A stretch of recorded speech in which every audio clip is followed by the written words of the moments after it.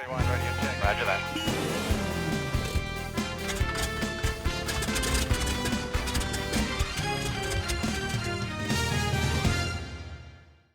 On our military collector segment today, my 43 GPW.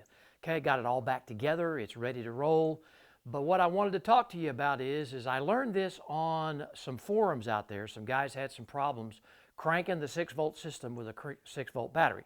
Just didn't have enough juice. Okay, so what I did was I put a 12-volt John Deere battery in it, okay, and hooked it up. And so what I want to do is, first of all, I'll show you how it spins it over with the 12-volt.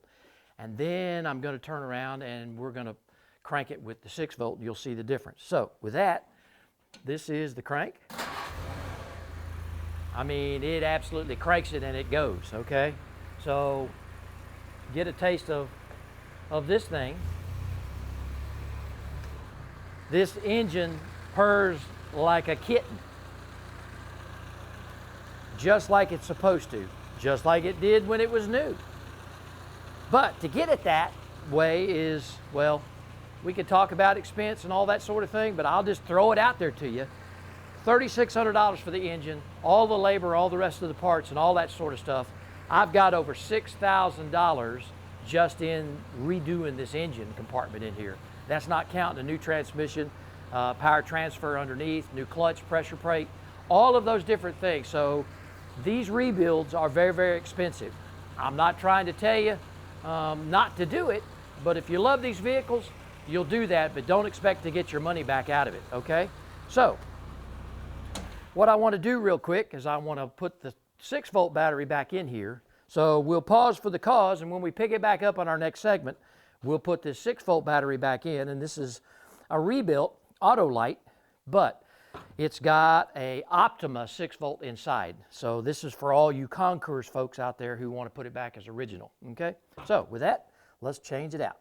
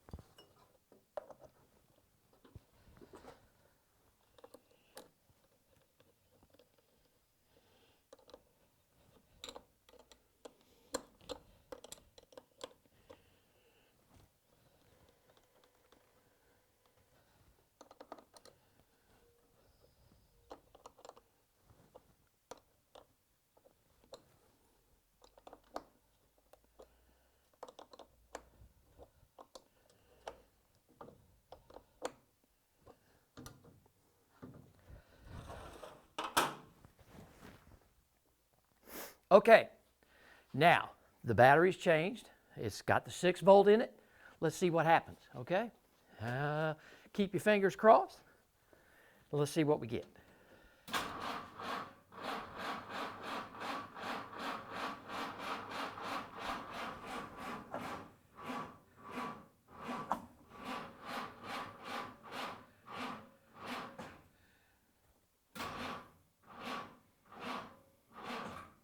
So with that engine is still tight, so I'm probably going to have to continue to keep this 12-volt in there if I'm going to drive it a bit.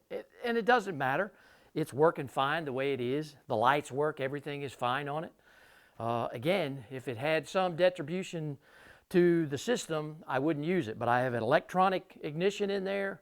Again, it's really no big deal. So with that, we'll switch it back, and I'll show you exactly what happens when we do that. All right, the last bolt, and we've put back in our 12-volt John Deere tractor battery. Okay, now let's see what happens. All right, let's see if we've got turbines to speed. Look at there, huh? So I'm going to tell you what, I'm going to keep the 12-volt in there because, again, everything works, all the lights, all that, everything is on go. You can see all the headlights, all the tail lights. All that is working with a 12-volt battery. So if there's any issue, and if you guys out there have problems that you might know that running a 12-volt, small 12-volt battery with a low cranking amperage is hurting a 6-volt system, send it to me. I'd be interested. But this thing works, and that's all I care about. All right. 31 ready and check. Roger that.